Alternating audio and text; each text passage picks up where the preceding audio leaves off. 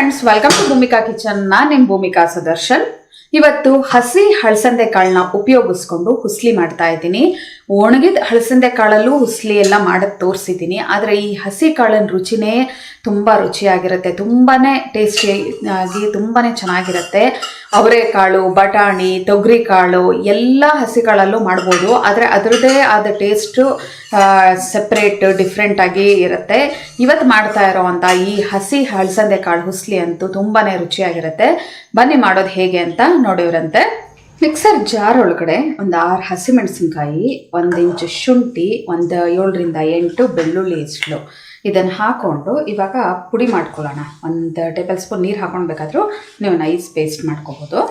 ನೀರು ಹಾಕ್ಕೊಳ್ದೆ ಹಾಗೆ ನೋಡಿ ಈ ಥರ ಪುಡಿ ಮಾಡ್ಕೊಂಡಿದ್ದೀನಿ. ಇನ್ ಕೇಸ್ ನಿಮ್ಮ ಮಿಕ್ಸರ್ ಜಾರಲ್ಲಿ ಪುಡಿ ಆಗಲಿಲ್ಲ ಅಂದರೆ 1 ಟೇಬಲ್ ಸ್ಪೂನ್ ನೀರು ಹಾಕ್ಕೊಂಡು ಪೇಸ್ಟ್ ಥರ ಬೇಕಾದ್ರೂ ಮಾಡ್ಕೋಬೋದು. ಇವಾಗ ಒಗ್ಗರಣೆ ಹಾಕೊಳ್ಳೋಣ ಹುಸ್ಲಿಗೆ. ಸ್ಟವ್ ಆನ್ ಮಾಡಿಕೊಂಡು ಕುಕ್ಕರ್ ಒಳಗಡೆ 3 ಟೇಬಲ್ ಸ್ಪೂನ್ ಎಣ್ಣೆ ಹಾಕಿದ್ದೀನಿ. ಎಣ್ಣೆ ಒಂಚೂರು ಚೆನ್ನಾಗಿ ಬಿಸಿ ಆಗ್ತಿದೆ. ಹಾಗೆ ಸಾಸಿವೆ 1/2 ಟೀ ಸ್ಪೂನ್, ಜೀರಿಗೆ 1/2 ಟೀ ಸ್ಪೂನ್. ಸಾಸಿವೆ ಜೀರಿಗೆ ಚೆನ್ನಾಗಿ ಸಿಡಿಯೋದಕ್ಕೆ ಶುರು ಆಗಲಿ. ಸಾಸಿವೆ ಸಿಡಿಯೋಕ್ಕೆ ಶುರು ಆಗ್ತಿದೆ ಹಾಗೆ ಹಳಸಂದೆ ಕಾಳು ನಾವು ಯಾವ ಬೌಲ್ ಮೆಷರ್ಮೆಂಟಲ್ಲಿ ಹಸಿ ಹಳಸಂದೆ ಕಾಳು ತೊಗೊಂಡಿರ್ತೀವೋ ಅದೇ ಬೌಲ್ ಮೆಷರ್ಮೆಂಟಲ್ಲಿ ಈರುಳ್ಳಿ ಕೂಡ 1 ಬೌಲ್ ಹಾಕೋಬೇಕು. ಈರುಳ್ಳಿನ 1 ನಿಮಿಷ ಫ್ರೈ ಮಾಡ್ಕೊಳ್ಳೋಣ ಹೈ ಫ್ಲೇಮಲ್ಲೇ. ಈರುಳ್ಳಿ ಹೈ ಫ್ಲೇಮಲ್ಲಿ 1 ನಿಮಿಷ ಫ್ರೈ ಮಾಡ್ಕೊಳ್ತೀನಿ. ಹಾಗೆ ರುಬ್ಬಿರೋ ಅಂಥ ಮಿಕ್ಸ್ಚರ್ನ ಹಾಕ್ಕೊಳ್ತೀನಿ. ಈ ಹಸಿಮೆಣಸಿನ್ಕಾಯಿ, ಶುಂಠಿ, ಬೆಳ್ಳುಳ್ಳಿ ಪೇಸ್ಟ್ನ ನೀವು ಖಾರ ನಿಮ್ಮ ತಕ್ಕ ಹಾಗೆ ಹಾಕೋಬೋದು. ನಾನಿಲ್ಲಿ 6 ಹಸಿಮೆಣಸಿನ್ಕಾಯಿ ಹಾಕಿದ್ದೀನಿ. ತುಂಬ ಖಾರ ಇರೋದ್ರಿಂದ ನೀವು ಬೇಕಾದರೆ ಒಂದು 10 ಮೆಣಸಿನ್ಕಾಯಿವರೆಗೂ ಖಾರದ ಮೇಲೆ ಡಿಪೆಂಡ್ ಆಗುತ್ತೆ, ಹಾಕೋಬೋದು. ಈ ಶುಂಠಿ ಬೆಳ್ಳುಳ್ಳಿದು ಹಸಿ ಘಮ ಹೋಗಬೇಕು, ಅಲ್ಲಿವರೆಗೂ ಮೀಡಿಯಮ್ ಫ್ಲೇಮಲ್ಲಿ ಚೆನ್ನಾಗಿ ಫ್ರೈ ಮಾಡ್ಕೊಳ್ತೀನಿ. ಈರುಳ್ಳಿನೂ ಸಾಫ್ಟ್ ಆಗಿದೆ, ಶುಂಠಿ ಬೆಳ್ಳುಳ್ಳಿದು ಹಸಿ ಘಮ ಹೋಗಿದೆ. 2ರಿಂದ 3 ನಿಮಿಷ ನಾನು ಇದನ್ನು ಫ್ರೈ ಮಾಡ್ಕೊಂಡಿದ್ದೀನಿ. ಇವಾಗ ಹಸಿ ಹಳಸಂದೆ ಕಾಳು ಇವಾಗ ಆಗಲೇ ಸಿಗ್ತಾ ಇದೆ. ಹಳಸಂದೆ ಕಾಳು ತುಂಬ ಎಳೆಯದಾಗಿ ಚೆನ್ನಾಗಿರೋದು ಸಿಕ್ಕಿದೆ. ಈ ಕಾಳನ್ನ ಒಂದ್ಸಲ ತೊಳೆದ್ಬಿಟ್ಟೆ ಹಾಕೊಳ್ತಾ ಇದ್ದೀನಿ. ಏನೇ ಬಿಡಿಸಿರೋ ಕಾಳಾದ್ರೂ ತೊಳೆದ್ಬಿಟ್ಟು ಹಾಕೊಂಡ್ರೆ ಒಳ್ಳೆಯದು. ಇವಾಗ ಒಂದ್ಸಲ ಎಲ್ಲ ಚೆನ್ನಾಗಿ ಮಿಕ್ಸ್ ಮಾಡ್ಕೊಳ್ತೀನಿ. ಇದನ್ನು 1 ನಿಮಿಷ ಮಿಕ್ಸ್ ಮಾಡಿಕೊಂಡ್ರೆ ಸಾಕು. ಇದು ಮಿಕ್ಸ್ ಮಾಡ್ಕೊಳ್ತೀನಿ. ಹಾಗೆ ಇದಕ್ಕೇನೆ 2 ಟೇಬಲ್ ಸ್ಪೂನಷ್ಟು ಹಸಿ ತೆಂಗಿನ ತುರಿ, ರುಚಿಗೆ ತಕ್ಕಷ್ಟು ಉಪ್ಪು, ಕೊತ್ತಂಬರಿ ಸೊಪ್ಪು 1/2 ಕಪ್ಪು ಸಣ್ಣ ಕಟ್ ಮಾಡ್ಕೊಂಡಿರೋದು. ಇದನ್ನು ಒಂದ್ಸಲ ಮಿಕ್ಸ್ ಮಾಡ್ಕೊಳ್ತೀನಿ. ಮಿಕ್ಸರ್ಗೆ 1/4 ಕಪ್ಗೂ ಒಂದು ಸ್ವಲ್ಪ ಕಮ್ಮಿ, 3 ಟೇಬಲ್ ಸ್ಪೂನು ಅಥವಾ 2 ಟೇಬಲ್ ಸ್ಪೂನ್ ನೀರು ಹಾಕ್ಕೊಂಡು ಒಂದ್ಸಲ ಚೆನ್ನಾಗಿ ಮಿಕ್ಸ್ ಮಾಡ್ಕೊಳ್ತಾ ಇದ್ದೀನಿ. ಇದೊಂಚೂರು ಬಿಸಿ ಆಗ್ತಿದೆ ಹಾಗೆ ಲಿಡ್ ಕ್ಲೋಸ್ ಮಾಡ್ಕೊಳ್ಳೋಣ.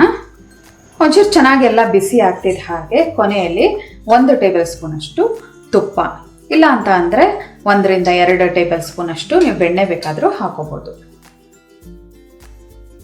ಇವಾಗ ಒಂದ್ಸಲ ಚೆನ್ನಾಗಿ ಮಿಕ್ಸ್ ಮಾಡ್ಕೊಂಡ್ಬಿಡ್ತೀವಿ. ಯೂಶ್ವಲಿ ಹುಸ್ಲಿಗೆಲ್ಲ ಬೆಣ್ಣೆನೇ ಹಾಕೋದು. ಇನ್ ಕೇಸ್ ನಿಮ್ಮ ಮನೆಯಲ್ಲಿ ಇಲ್ಲ ಅಂತ ಅಂದರೆ ತುಪ್ಪ ಕೂಡ ಹಾಕೋಬೋದು.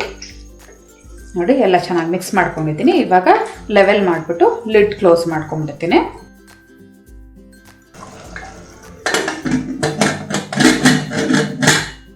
ಲಿಡ್ ಕ್ಲೋಸ್ ಮಾಡಿಕೊಂಡು ಲೋ ಫ್ಲೇಮಲ್ಲೇ ಒಂದು 3 ವಿಷಲ್ ಕೂಗಿಸ್ಕೊಳ್ತೀನಿ. ಈ ಈರುಳ್ಳಿ ಕಾಳೆಲ್ಲ ಸಾಫ್ಟಾಗಿ ಬೇಯಬೇಕು, ಆವಾಗಲೇ ನಿಮಗೆ ಹುಸ್ಲಿ ಹೊಂದ್ಕೊಂಡಂಗೆ ಚೆನ್ನಾಗಿರುತ್ತೆ. ಪ್ರೆಷರ್ ಬಿಟ್ಟಿದೆ. ಇದನ್ನು ಏನೇ ಕುಕ್ಕರಲ್ಲಿ ನಾವು ಕುದಿಸ್ಕೊಂಡಿದ್ರು ಸ್ಟವ್ ಆನ್ ಮಾಡಿಕೊಂಡು ಇನ್ನೊಂದು 2 ನಿಮಿಷ ಇದನ್ನು ಚೆನ್ನಾಗಿ ಕುದಿಸ್ಕೋಬೇಕಾಗತ್ತೆ. ಚೆನ್ನಾಗಿ ಮಿಕ್ಸ್ ಮಾಡ್ಕೊಂಡು ಪ್ರೆಸ್ ಮಾಡ್ತಿದ್ರೇ ಗೊತ್ತಾಗ್ತಿದೆ ಕಾಳು ಎಷ್ಟು ಸಾಫ್ಟಾಗಿ ಎಷ್ಟು ಚೆನ್ನಾಗಿ ಬೆಂದಿದೆ ಅಂತ ಅಂದ್ಬಿಟ್ಟು. ಇದು ಹೊಂದ್ಕೋಬೇಕು, ಆ ಥರ ಆಗೋವರೆಗೂ ಚೆನ್ನಾಗಿ ಕುದಿಸ್ಕೊಳ್ಳೋಣ. ನೋಡಿ ಕುದಿ ಬರೋಕ್ಕೆ ಶುರು ಆಯಿತು. ಚೆನ್ನಾಗಿ ಕುದಿಸ್ಕೊತಾ ಇದ್ದೀನಿ. ನೋಡಿ ಹೀಗೆ ಚೆನ್ನಾಗಿ ಹಿಂಗೆ ಪ್ರೆಸ್ ಮಾಡ್ಕೊಳ್ಳಿ. ಆವಾಗ ಅದು ಪ್ರೆಸ್ ಆದಂಗಾಗಿ ಅದರಲ್ಲೇ ರಸ ಬಿಡುತ್ತೆ ನೋಡಿ, ಅದು ಒಂಥರ ಮ್ಯಾಶ್ ಆದಂಗೆ ಆವಾಗ ಹೊಂದ್ಕೊಳಕ್ಕಾಗತ್ತೆ. ಹೀಗೆ ನಾವು ಸ್ಪ್ಯಾಚುಲಾದಲ್ಲೇ ಹಿಂಗೆ ಪ್ರೆಸ್ ಮಾಡಿಕೊಂಡ್ರೆ ಸಾಕು. ನೋಡಿ ಚೆನ್ನಾಗಿ ಇದನ್ನು ಬಿಸಿ ಮಾಡ್ಕೊಂಡಿದ್ದೀನಿ. ಸ್ಪ್ಯಾಚುಲಾದಲ್ಲೇ ಹೇಗೆ ಮಿಕ್ಸ್ ಮಾಡ್ಕೊಂಡು ಎಷ್ಟು ಚೆನ್ನಾಗಿ ಹೊಂದ್ಕೊಂಡಂಗೆ ಆಯಿತು ನೋಡಿ. ಇವಾಗ ಸ್ಟವ್ ಆಫ್ ಮಾಡ್ತಾ ಇದೆ. ಬಿಸಿ ಬಿಸಿ ಹಳಸಂದೆ ಹಸಿ ಕಾಳಿನ ಹುಸ್ಲಿ ರೆಡಿ ಇದೆ ತಿನ್ನೋದಕ್ಕೆ. ಇದನ್ನು ಸರ್ವ್ ಮಾಡ್ಕೊಳ್ತೀನಿ. ಇವಾಗ ಬಿಸಿ ಬಿಸಿ ಹಳಸಂದೆ ಕಾಳು ಹಸಿ ಕಾಳಿನ ಹುಸ್ಲಿ ರೆಡಿಯಾಗಿದೆ ನೋಡಿ. ಇದನ್ನ ರೊಟ್ಟಿ ಮೇಲೆ ಹಾಕೊಂಡು ತಿಂತಾ ಇದ್ರಂತೂ ಏನು ಚೆನ್ನಾಗಿರುತ್ತೆ ಗೊತ್ತಾ. ಅದರಲ್ಲೂ ಅಕ್ಕಿ ರೊಟ್ಟಿ, ಒತ್ತರೊಟ್ಟಿ ಮಾಡ್ತೀವಲ್ಲ ಅದಕ್ಕಂತೂ ಒಳ್ಳೆ ಕಾಂಬಿನೇಷನ್ನು. ಚಪಾತಿ ದೋಸೆ ಜೊತೆ ಕೂಡ ಒಳ್ಳೆ ಕಾಂಬಿನೇಷನ್ನೇ. ನೀವು ಕೂಡ ಇದನ್ನು ಮಾಡಿ ಹೇಗಿದೆ ಅಂತ ಕಮೆಂಟ್ ಬಾಕ್ಸಲ್ಲಿ ತಿಳಿಸಿ. ಇವತ್ತಿನ ಈ ರೆಸಿಪಿ ನಿಮ್ಗೆ ಇಷ್ಟ ಆದರೆ ಲೈಕ್ ಮಾಡಿ, ಶೇರ್ ಮಾಡಿ. ಯಾರೆಲ್ಲ ಇನ್ನೂ ಭೂಮಿಕಾ ಕಿಚನ್ಗೆ ಸಬ್ಸ್ಕ್ರೈಬ್ ಆಗಿಲ್ಲ ದಯವಿಟ್ಟು ಸಬ್ಸ್ಕ್ರೈಬ್ ಆಗಿ. Thanks for watching.